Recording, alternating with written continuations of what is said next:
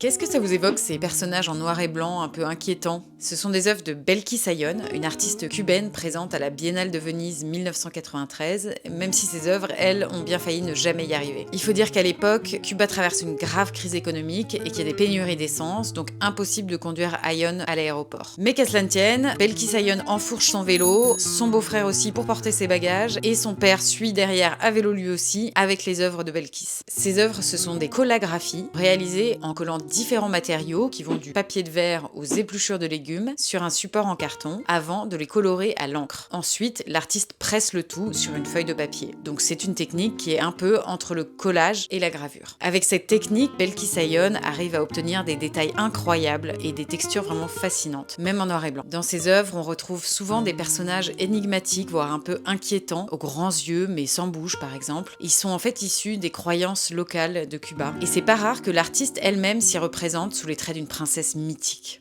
Revenons à nos vélos en direction de l'aéroport de Cuba. Finalement, Belkis a son vol, mais son père, en revanche, avec les œuvres, n'arrive pas à temps.